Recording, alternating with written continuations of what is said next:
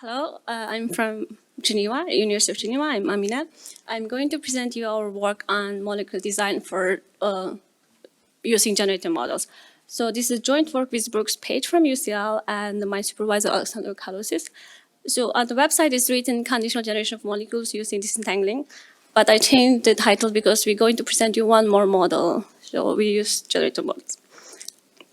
So we start from the problem setting and we introduce you a sequence model to do conditional generation and also a latent model which can do conditional generation plus style transfer and some experimental result. So we know that the conventional way of doing molecule design is manual, is prone to error and time consuming. But we know that if we use generative models, we can do conditional generation of image, also do style transfer. So the question we had was, can we do the same with molecules? So for a target property, can we design a model that can generate molecules that exhibit such property?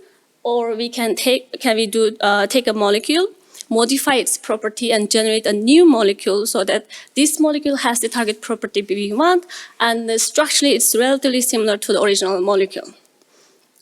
So the goal is to generate molecules with desired property and do style transfer. The challenge we had is that the molecule is discrete, so optimizing in discrete space is hard. And second of all, for a given property, we have very diverse structured molecules, which makes the model we want to learn has a strong multimodality. And the existing works handle such challenges in two steps. So what they do is either use genetic algorithm and generate large number of candidates and use a filtering, or map the discrete molecules to a continuous space and they use optimization to find the target molecules in that continuous space. So what we propose is, can we get rid of this two-step and just do it one step? So if we can learn this distribution, the molecule given a property, later we can sample this for a target property so that the sampled molecules has such target properties. So first of all, we try the sequence models because we know that sequence models are good for text generation, and the smile representation of the molecule is nothing but a sequence of characters.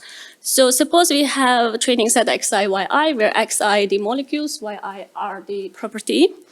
And if we treat a molecule as a sequence of character, we can model this distribution using LSTM and optimize objective, the log likelihood objective. So to test that, we use an existing model from Brown et al., which is from Vinuvale AI, which they use to model to generate a molecule, not condition. So as a first step, we try to see, does it work if we condition on Y? So can we generate molecules just conditioning on the properties? So the underlying molecules are represented by the canonical smiles, and then you can get the vector representation by taking each element of the vector is index of that character in the dictionary. Assume that the length of the sequence is t, maximum length. You add the start sign as 1, stop token as 2, and the 0 to 0 padding. And you can embed this vector to dimension h. So each character is embedded to dimension h space. This is just a lookup table of this molecule. And then you can concatenate each character embedding with the property that you want to condition on. So you have a concatenated matrix by t plus 2 the sequence length and the length of the sequence, the representation of each character. And you can map it to the LSTM with 3 layer, and then output of LSTM goes through a linear mapping, which maps your output to t plus 2 by d dimension. D is the dictionary size. So this is the probability table of the molecule. By each row is the probability of a categorical distribution. And you can sample smiles from here. So to our surprise, it works quite well. We tested on the Guacamole dataset, which has 1,600K molecules up to 16 atoms, and all synthesizable. We condition on 9 properties like number of rotatable rings, log P, QED. So these 9 property include both discrete and continuous values. So we test the generation performance. What we get is 93% of the generated molecules are valid, all unique, and a novelty when you compare to the training set, 98% of the molecules are unique. And the conditional generation performance we measured by using the correlation of the Y that is given to the LSTM with the Y that you obtain from the RD kit. By feeding the generated molecules to the RD kit, you can get the value. And all the correlation for these 9 properties is quite good. Almost all of them is 0.99% except QED. But it's still quite good. So, but the thing is that with this kind of model, since the LSTM doesn't produce a latent representation of the molecule, we can't do style transfer directly unless you do filtering. You generate many molecules and you filter according to structure similarity to the target you want. So we went to the latent model. Second one is that we assume that your molecule is not just generated by Y, but it also generated by some other hidden factor, represents, for example, some structure or something else. And Y is observed, the property X is observed, and Z is hidden, so we can infer Z from X. And the molecule that your generated model is P theta X given Z and the Y. And the conditional distribution that we want to sample from later can be marginalized over Z. So if we can learn this distribution, we can do conditional generation by setting the Y to the target that we want, and Z sampling it from prior. Or we can do also style transfer by setting Y to the target, but inferring Z from specific molecules, so that the generated molecule has a target Y, but also the structure of the inferred molecule, some specific target. So, and this model can be learned from supervised VAE setting by maximizing the elbow.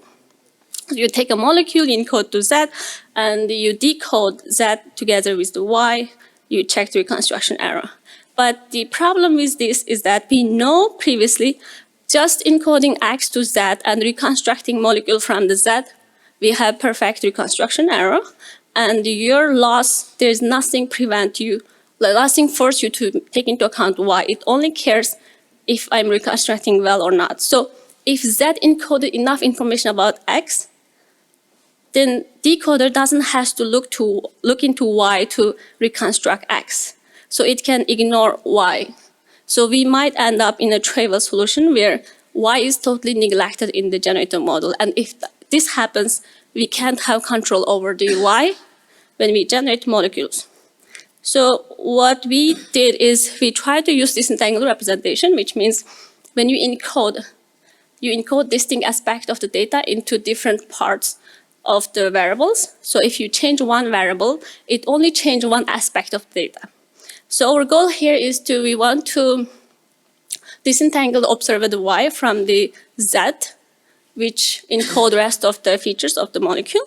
So if the only information about Y is coming from Y, but not in Z, and if you constrain the generated molecules to have that Y, then there is no way decoder can neglect Y, because that is the only way that decoder will get the information. And Z will encode any other information but Y. So there will be no information in Z about Y. So to do that, we add the constraint to the elbow so that any generated molecules from YI should have property YI. And we assume here that we have oracle function that can evaluate the property of the molecule, of the generated molecules as well. And this is true in the chemical setting because we have this software. For any molecule, you can get the property. So we relax this constraint as a soft constraint. And we call this as a disentangling representation because if you look at here, when you sample from this distribution, you have to marginalize over Z. This means, like, whenever I give YI fixed, no matter where I'm sampling Z, all the molecules generated from here should have property YI. So this will force the encoder disentangle Z from Y. But we had an issue to optimize this because, as you know, this is discrete. When you sample molecules, it's discrete, and this is non-differentiable. So we have to approximate this software and also use straight sort of estimator, like this kind of tricks. But what we propose is instead of going through two different estimators, we directly sidestep this part. We use decoder output as a continuous representation of the molecules and use one estimator to estimate from decoder output to the molecule property. So here then you just need to learn one property estimator which can estimate the property directly from the decoder output.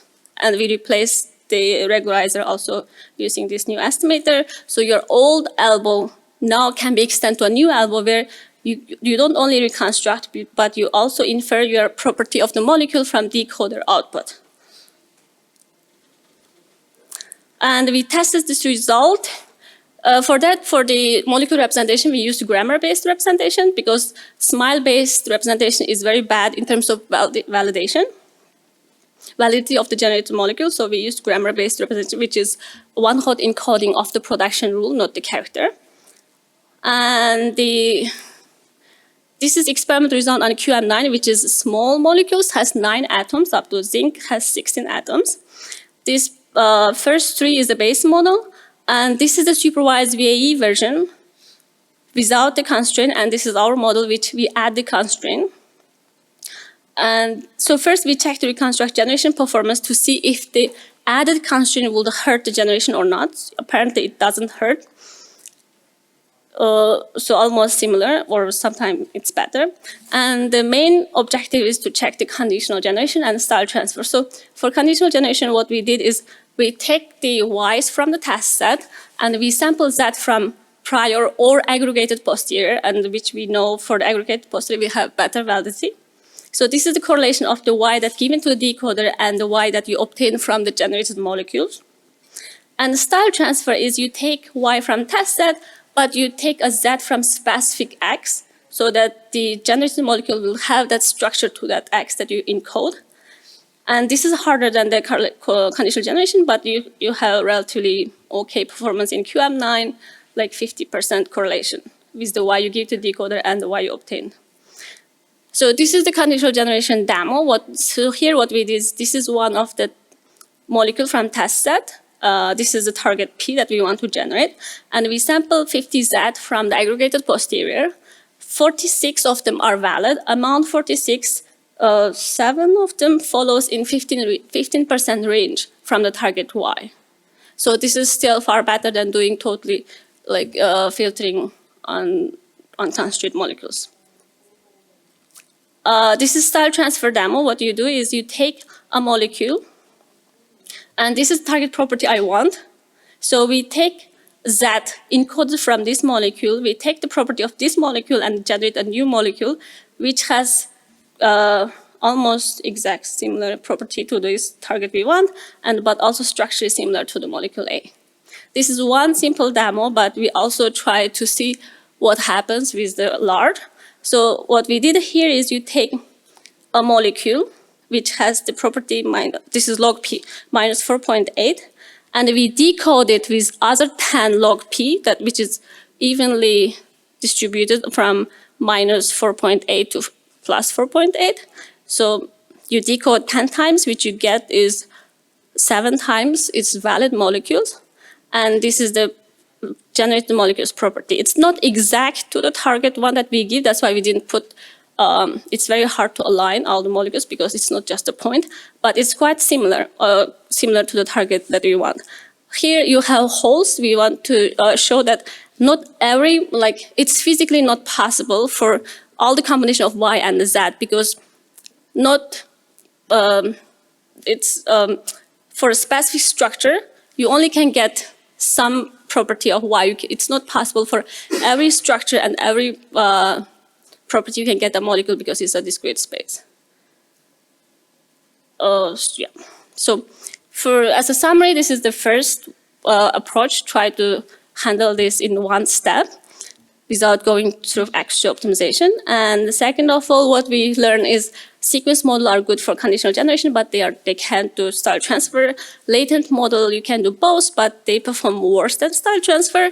So for the future, the objective is, can we make sequence model able to do style transfer?